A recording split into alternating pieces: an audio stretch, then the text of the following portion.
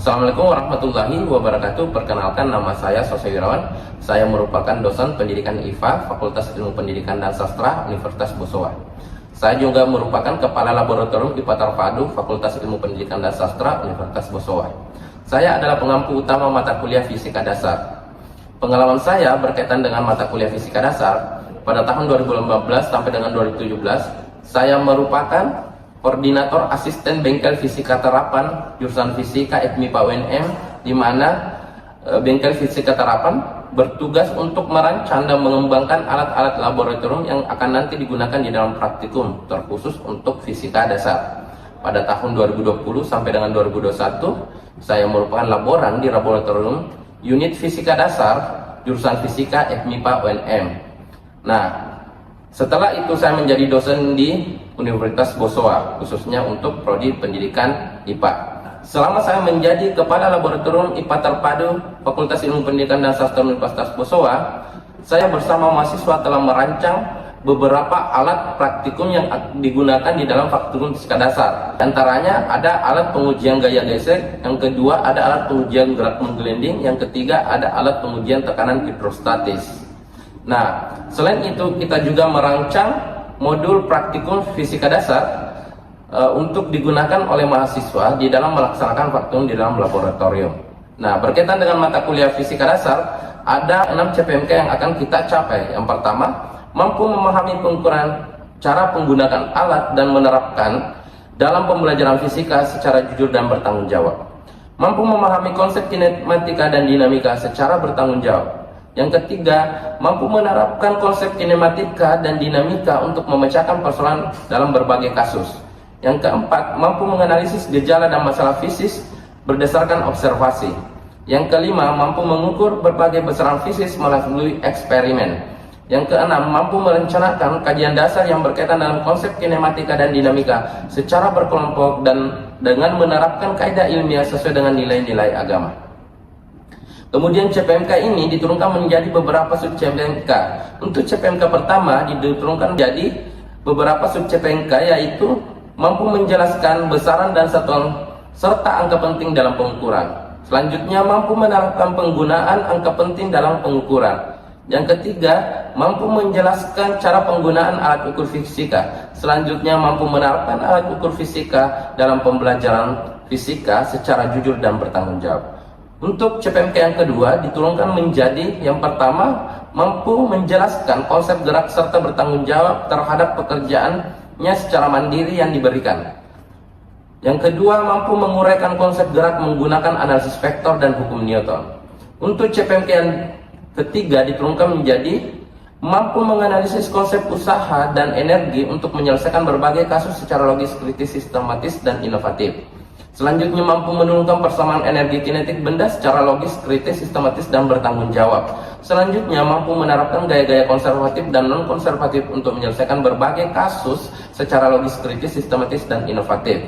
Selanjutnya, mampu menerapkan konsep momentum dan impuls untuk menyelesaikan berbagai kasus-kasus secara logis, kritis, sistematis, dan inovatif. Untuk CPMK yang keempat, mampu memecahkan berbagai persoalan berkaitan dengan gerak sistem partikel melalui observasi. Selanjutnya diturunkan menjadi mampu mengukur perubahan parameter fisika berkaitan dengan momen gaya dan momen sudut melalui eksperimen di laboratorium dengan menggunakan virtual lab. Selanjutnya, mampu menemukan hubungan antara variabel pada konsep translasi dan rotasi beberapa benda tegak melalui eksperimen di laboratorium atau menggunakan virtual lab. Untuk CPMK yang kelima diturunkan menjadi yang pertama, mampu mengukur nilai berbagai parameter fisika berdasarkan hasil eksperimen materi elastisitas secara sistematis, kritis, dan inovatif. Selanjutnya, mampu menyimpulkan hasil eksperimen tentang elastisitas secara logis, sistematis, kritis, dan inovatif. Selanjutnya, mampu membuktikan konsep-konsep fisika fluida statis secara logis, sistematis, kritis, dan inovatif. Selanjutnya, mampu membuktikan konsep-konsep fisika fluida melalui eksperimen dinamis secara logis, sistematis, kritis, dan inovatif. Untuk CPMK yang keenam diturunkan menjadi beberapa sub CPMK, yaitu mampu menyusun percobaan fisika dengan tim berkaitan dengan materi gelombang mekanik dan bertanggung jawab terhadap pekerjaannya.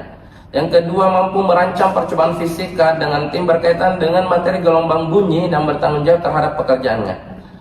Selanjutnya mampu menganimasikan percobaan fisika dengan tim berkaitan dengan materi gelombang cahaya dan bertanggung jawab terhadap pekerjaannya. Selanjutnya mampu menampilkan hasil percobaan fisika dengan tim berkaitan dengan sifat-sifat gelombang dan bertanggung jawab terhadap pekerjaannya. Nah, untuk bentuk pembelajarannya adalah kuliah, respon, kegiatan laboratorium, di mana metode yang digunakan diskusi, tanya jawab, presentase, dan diskusi dalam kelompok. Kemudian model direction instruction, discovery learning, project learning. Selanjutnya untuk bahan kajian ilmu fisika, materi pembelajarannya adalah besaran, satuan dan angka penting, pengukuran dan alat ukur, kemudian gerak, kemudian ada usaha dan energi, impuls dan momentum, gerak sistem partikel, momen gaya, momen sudut, rotasi dan translasi benda tegar, elastisitas, kemudian ada statika dan dinamika fluida. Kemudian yang terakhir ada gelombang. Penilaiannya berupa non-tes, aktivitas belajar, presentasi, kerja tim, dan attitude. Kemudian ada tes, itu berupa kuis, tugas, bentuk soal, dan ujian akhir semester ya. Untuk mata kuliah fisika dasar ini kita menggunakan rujukan utama yaitu Mirajuddin Abdullah, fisika dasar 1 dan 2. Kemudian kajian pendukungnya adalah ada dari Tipler, fisika untuk sains, dan Halliday dan Resnick ya untuk fisika jilid 2. Nah, itu yang merupakan rancangan pembelajaran semester untuk mata kuliah fisika dasar yang nanti akan dilakukan di dalam kelas. Untuk selanjutnya pembelajarannya dapat disimak pada video berikut ini.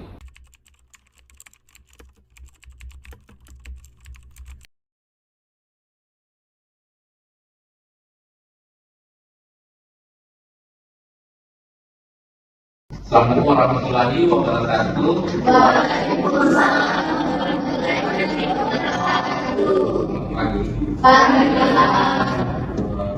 Pembelajaran ini ya. Supaya temannya kita hadir. Apa? Wah, jadi gini, sekarang kita coba fokus ya. Jadi teman-teman harus senantiasa menjaga kesehatan, tidak jangan melakukan aktivitas yang tidak penting, sehingga kalian harus senantiasa mengikuti mata kuliah ini sampai akhir dan tidak ketinggalan materinya sudah diajarkan nanti ya. Jadi satu dan dilihat. Jadi untuk pertemuan pada pagi hari ini sebelum kita mulai pembelajarannya, terlebih dahulu kita berdoa berdasarkan ada kepercayaan saja. Doa dulu ya. Oke, selesai. Jadi untuk pertemuan kali ini kita masuk di meeting 4 itu saya ingin melihat dulu kesiapan belajarnya ya. Teman-teman bisa scan barcode yang ada di layar untuk yang sudah saya kirimkan di grup itu untuk melihat kesiapan belajar Anda ya. Saya saling sepantau dari sini. Oke, ya.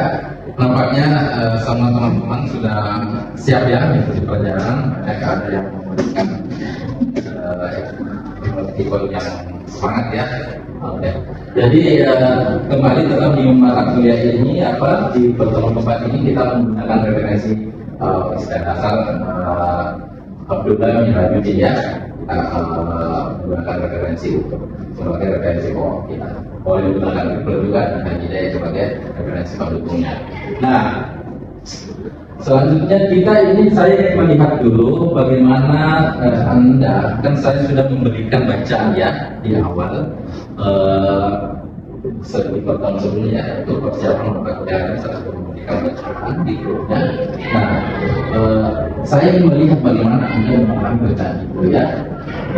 Di kasus pertama saya sini ada beberapa kasus. Di kasus pertama ada seorang anak yang belum silakan coba Anda minta dicontohkan ini. Silakan tolong belajarnya. Ya, coba dari posisi itu ya. Di sini anak-anak mendorong meja ya.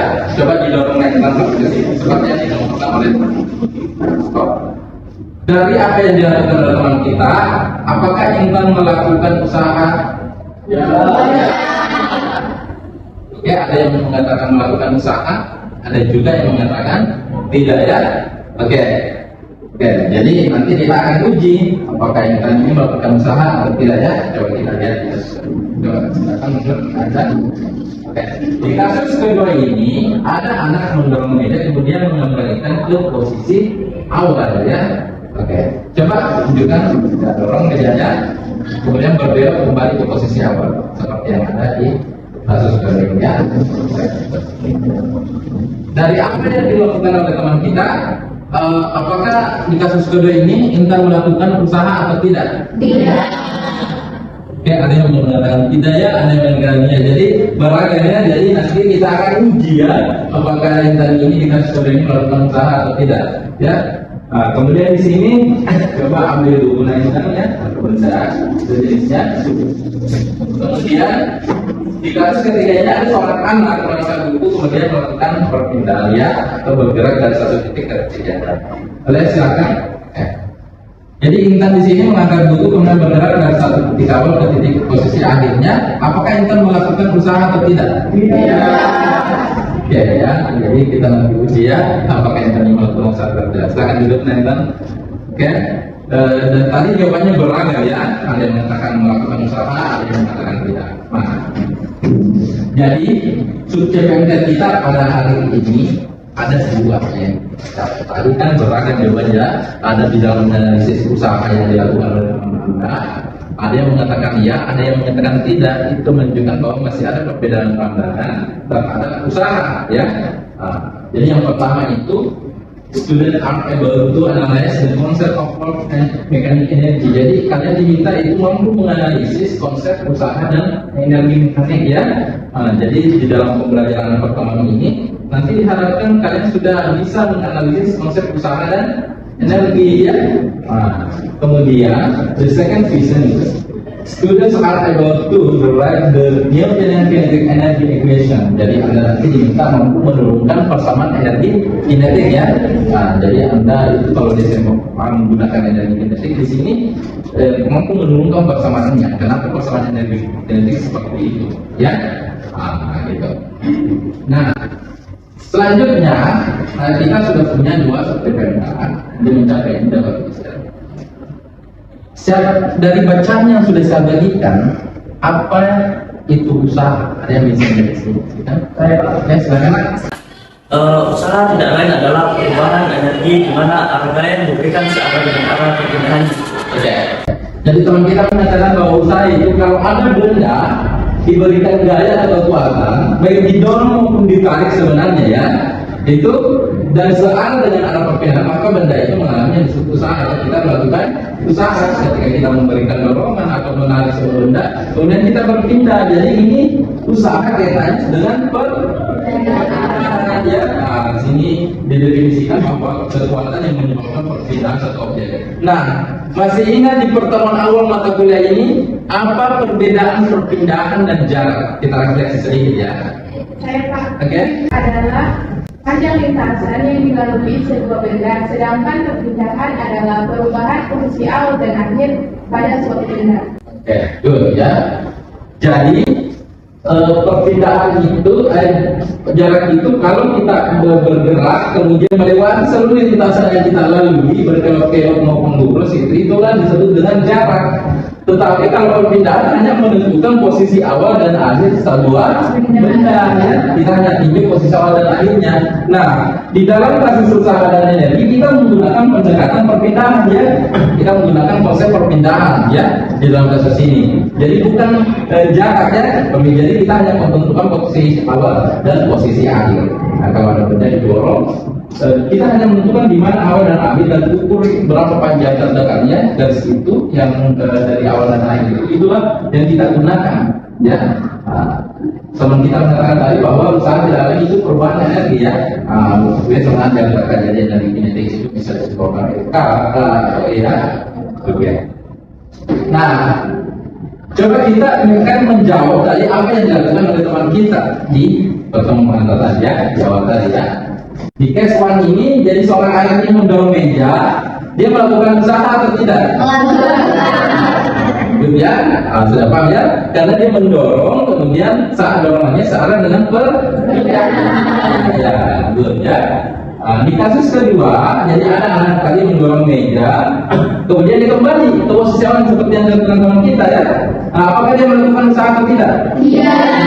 Kenapa? Karena saya di posisi awal. Belum ya, karena dia kembali ke posisi awal. Perpindahannya nol ya, karena titik awal dan titik akhirnya sama ya, atau tidak mengalami perpindahan sementara dalam usaha yang dituju adalah perpindahan ya. Nah, kemudian kasus ketiga, ada anak menganggap buku kemudian berjalan seperti yang dilakukan teman kita ya tadi. Kira-kira di kasus ketiga ini melakukan usaha atau tidak? Tidak. Kenapa? Karena ada yang bisa menarik ke atas dan berjalan ke depan. Good, ya. Gaya yang diberikan buku itu ke atas pada sumbu Y, sementara kita berjalan pada sumbu S. Jadi tidak searah antara gaya yang diberikan dengan perpindahannya, ya. Berarti usahanya nol ya, atau tidak melakukan usaha ya. Oke. Jadi yang kasus pertama melakukan usaha, yang kedua usahanya nol, yang ketiga usahanya nol ya. Oke. Itu analisis terhadap konsep usaha dan energi ya. Jadi usaha itu tidak lain adalah perubahan energinya ya. Nah, di kasus ya di subjek yang kedua di segmentation ini, coba kita akan menganalisisnya ya. Yang kita dapatkan tadi di pertama adalah V sama dengan delta K ya. V itu tidak lain adalah perubahan energi kinetik ya, sehingga dapat dituliskan bahwa dk itu tidak lain adalah FDS ya. Masih ingat bahwa dk itu apa itu dk dan apa itu K ya? Kita melihat tinjauan perbedaannya. Saya jelaskan sedikit bahwa ketika saya memiliki kotak di sini ya, kotak di sini, nah di sini saya memiliki kotak, kemudian ini yang saya sebut sebagai K ya. Jadi kotak ini anggaplah saya buat energi, saya simulasikan sedikit. Kemudian saya bagi-bagi kotak ini menjadi beberapa bentuk yang lebih kecil ya, potongan-potongan kecil. Nah seperti ini ya. Nah potongan kecil inilah salah satu dari potongan kecil itu disebut dengan dk, itu yang disebut dengan dk. Nah kalau dk ini diintegrasikan atau diintegralkan menjadi k, semuanya diintegrasikan ya dan menyatu menjadi k. Nah, bagian dk itu adalah bagian kecil. Nah untuk menghitungnya kita cukup hitung yang kecil, untuk melihat yang besar ya, yang kecil saja yang diintegrasikan. Nah itulah dengan pendekatan dk sama dengan fds. Nah tadi di sini kita ada yang menarik, ada gaya ya. Nah, apa itu gaya? Singkat habis. M kali A. Oke. Teman kita mengatakan bahwa gaya itu adalah M kali A. Oke, ada yang lain? Pepan. Bahan menentu terhadap waktu. Oke. Dua definisi benar ya. Ada yang mengatakan massa dikali percepatannya, yang kali A, juga mengatakan perubahan momentum terhadap waktu. Namun di dalam membahas tentang konsep usaha, kita menggunakan pendekatan momentum, sehingga yang digunakan adalah perubahan momentum terhadap waktu, sehingga dk dapat dituliskan menjadi dk sama dengan P per dt dikali dengan ds ya. Nah, ada yang menarik dari sini? Pepan. Ya silakan. Oke, ds per dt itu apa? Ds per dt itu sama dengan kecepatan. Nah, sekarang di sini ada dk sama dengan P per dt dikali ds. Teman kita mengatakan bahwa ds per dt itu adalah kecepatan, sehingga dapat dituliskan bahwa dk sama dengan P dv ya. Jadi ds per dt ini diganti dengan dv. Nah di sini masih ada besaran turunan, yaitu P momentum ya. Ada yang bisa apa itu momentum? Saya Pak. Silakan. P. Oke, bagus ya. M kali P. Nah, jadi dapat dituliskan dk sama dengan mv.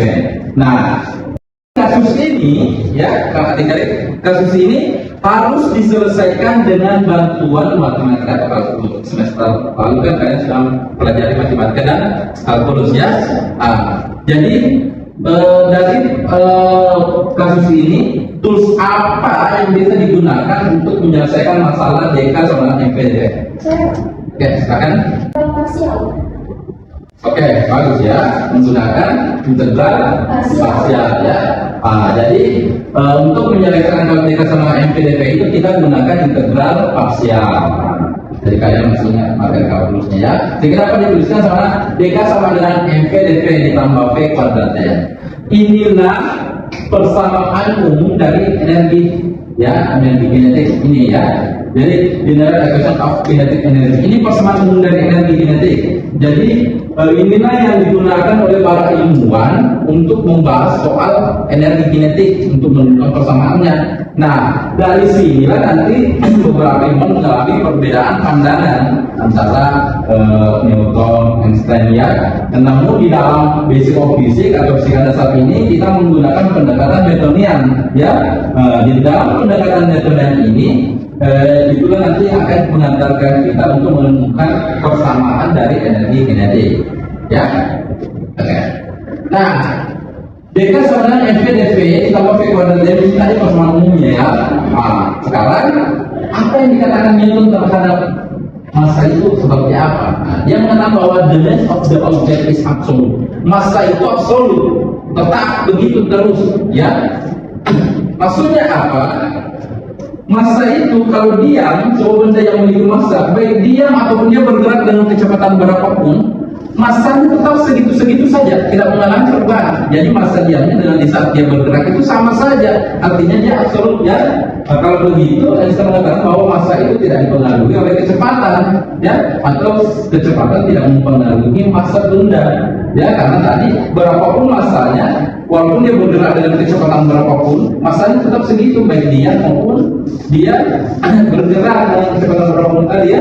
Saya dikatakan bahwa massa tidak dipengaruhi oleh kecepatan. Oleh karena itu, dalam persamaan umum ini dengan sama MV dV ditambah V kuadrat D ini, V kuadrat D ini tidak bisa diturunkan ya, karena dia tadi tidak saling mempengaruhi. V terhadap M itu tidak saling mempengaruhi, sehingga V kuadrat D ini nilainya ya. Ya, jadi yang bisa kita pakai adalah DK sama dengan MV dV. Nah, kemudian kita integrasikan seperti yang saya jelaskan tadi, integrasi DK itu kalau kita integrasikan menjadi K, kemudian M itu tadi mutlak absolut kata Einstein ya, sehingga dia tidak boleh diturunkan ya, karena dia nilainya mutlak, sehingga dia harus berada di luar daripada integrasi. Kemudian kita integrasikan seperti yang saya jelaskan tadi, integrasi DK itu kalau kita integrasikan menjadi K, kemudian M itu tadi mutlak absolut kata Einstein ya, sehingga dia tidak boleh diturunkan ya, karena dia nilainya mutlak, sehingga dia harus berada di luar daripada integrasi, dan integrasinya adalah V dV ya. V dV itu integrasinya adalah seperti 2 V kuadrat ya, seperti yang ada di kalkulus ya, sehingga dapat diturunkan persamaan kan sama dengan seperti 2 V kuadrat. Persamaan ini yang sering Anda pakai di SMA dulu ya. Cuma di SMA itu Anda diberikan massa, Anda diberikan kecepatan, kemudian Anda pakai untuk menemukan energi kinetik dari benda itu ya. Nah, sementara di sini di bab perkuliahan kita dituntut untuk kenapa persamaan energi kinetik itu harus seperti yang kuadrat. Inilah lagi prosesnya. Anda bisa menemukan sendiri, sebetulnya saya hanya menuntut Anda, mengarahkan Anda, tetapi semua persamaan dan alat bantunya, bahannya, momentum, gaya, Anda paham sendiri dengan alat bantu matematika ya. Nah, itulah tadi Anda mampu menurunkan persamaan energi kinetik pertama dengan pendekatan matematis, logik, dan dengan pendekatan fisika ya. Pendekatan matematikanya tadi adalah bantu integral dan sebagainya, integral parsial. Kemudian pendekatan fisiknya menggunakan pandangan Newton ya. Oke, jadi sampai di sini kalian paham? Paham ya? Nah, kalau begitu Bapak ingin kasih quiz dulu ya, untuk melihat sejauh mana Anda memahami materi ini ya. Nah, silakan ada bingung dari quiz dan saya kirimkan hidupnya, Anda bisa lihat langsung ya.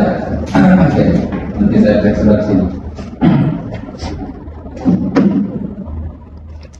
Ini ada soalnya, what is the relationship between work and energy? Dan kita ingin bagaimana sih hubungan usaha dan energi itu ya, coba jelaskan. Kemudian show an event that uses the concept of work and energy to explain in physically ya. Jadi bagaimana Anda bisa menjelaskan konsep usaha dan energi itu dalam pandangan pendekatan fisika ya. Nah, jadi ada peristiwa yang bisa tunjukkan bagaimana pendekatan fisika dari usaha dan energi dari ya.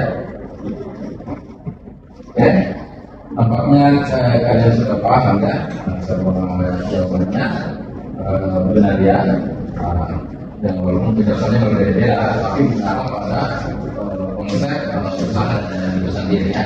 Oke, saya harap kalian paham ya materi usaha dan energi ini.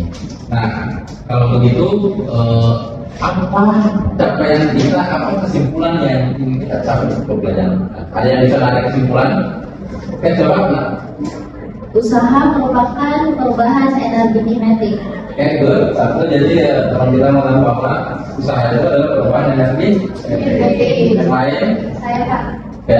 Nilai energi kinetik sama dengan 1/2 energi kuadrat. Ya, jadi ada yang mengatakan bahwa usaha itu adalah perubahan energi kinetik, sementara energi kinetik itu sendiri nilainya adalah 1/2 MV kuadrat. Nah, yang kita tahu enggak ya? Oke, jadi ini adalah usaha itu adalah perubahan energi kinetik dan nilai dari energi kinetik itu sendiri adalah 1/2 MV kuadrat. Kalau begitu, untuk mengetahui hasil tentang dan memperdalam ilmu kalian tentang usaha dan energi, Bapak ingin memberikan tugas ya, di mana tugas ini saya sudah kirim di grupnya masing-masing, sisa nanti kerja dan dikumpul sebelum pertemuan berikutnya ya, sebelum pertemuan berikutnya. Jadi di sini analisis the formula kinetic energy international journal. Jadi Anda diminta itu menjelaskan energi kinetik dari jurnal-jurnal internasional ya, dari diri satu jurnal internasional. Kemudian Anda harus menjelaskan ya penerapannya di dalam jurnal energi kinetik dalam jurnal itu.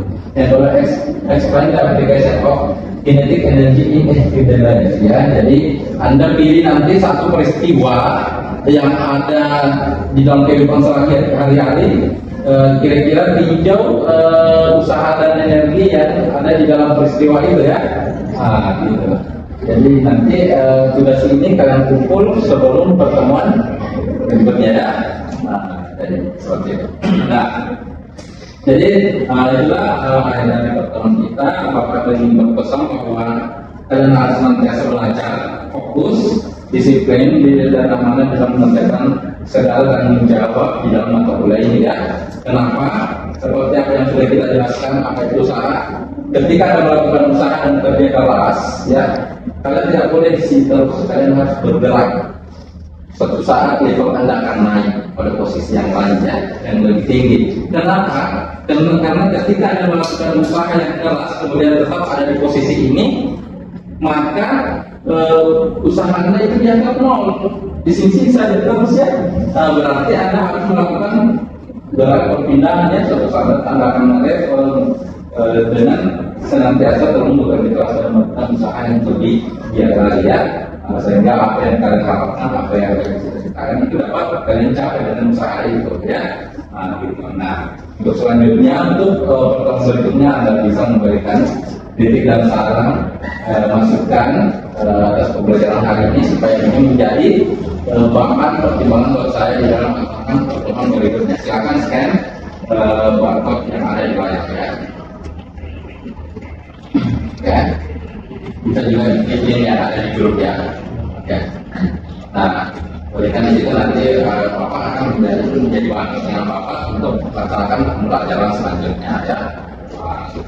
Jadi sekarang harus tetap menjadi kesehatannya sehingga bisa mengikuti fokus pembelajaran secara terus menerus ya. Terima kasih. Assalamualaikum warahmatullahi wabarakatuh. Terima kasih.